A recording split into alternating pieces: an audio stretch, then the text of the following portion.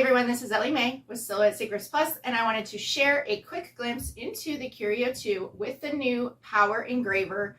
I am having a lot of fun playing. This is not a step-by-step setup course. I already have my file set up.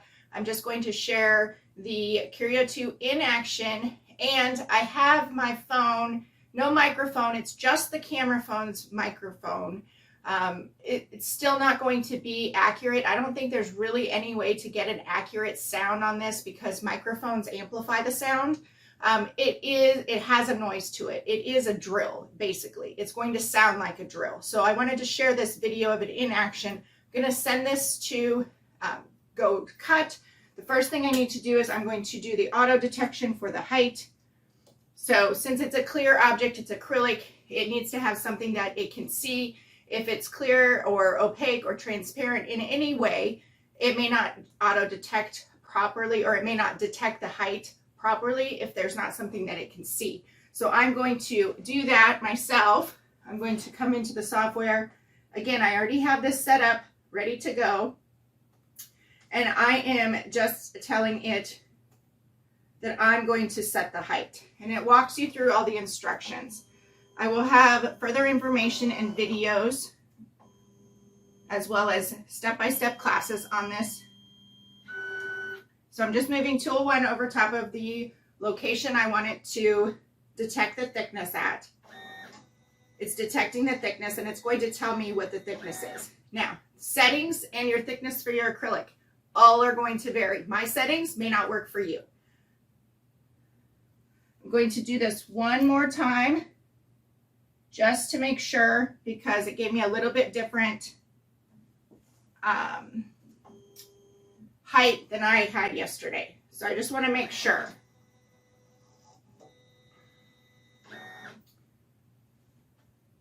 And it's read the same twice, so I'm going to go with that. I'm going to remove this, and then I need to reset my housing. And then I'm going to send this to etch. So here's a screenshot of the design that I'm etching. It's simply an E. I'm going to go through all the menus. Once my housing's reset, I'm good to go, and I'm going to send this. Now what I'm going to do is, once I send this, I'm going to give it a second so you can hear from the distance that the camera's at. Then I'm going to bring the camera in closer. What you need to also account for is the space that I have it in. I'm in an enclosed room right now that's probably like 12 foot by 12 foot, but it's also filled with stuff. The space that you have it in is going to make a difference. The table you have it on is going to make a difference.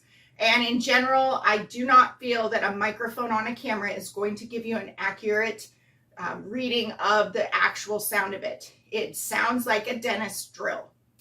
And there's no way around that. It's like a Dremel tool. It is a tool that is going to etch against the hard surface. So keep that in mind. It is not something you're going to be able to do with your kids sleeping in the bed next to you. I'm just going to state that right up front. It is pretty darn cool though. So I'm going to click send, and then I will also bring the camera in after a little bit to give you a little bit more of that sound. Again, I still don't think it's going to be accurate.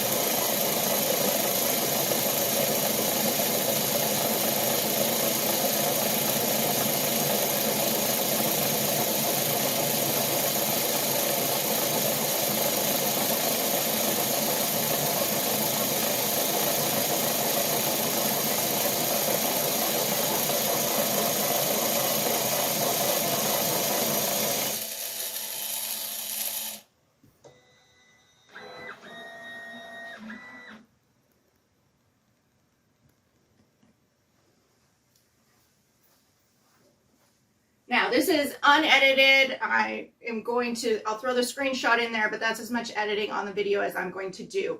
So it did real time, the etch. I have it at the tightest fill that it will do with a crosshatch pattern of 0.004. That is what I would do with the previous Curio 1 model.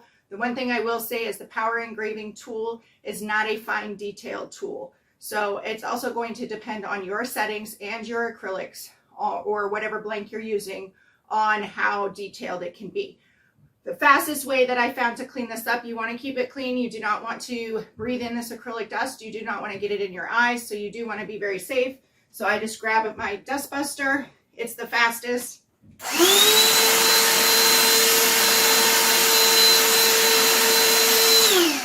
And it's all clean.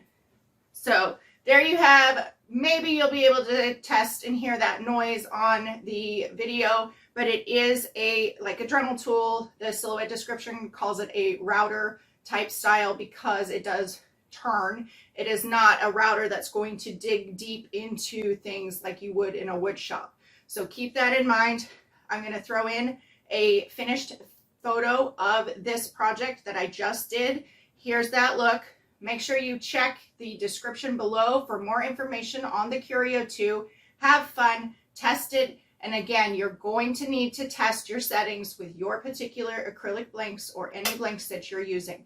Settings will not be the same for everybody, and your design in particular may also factor into that.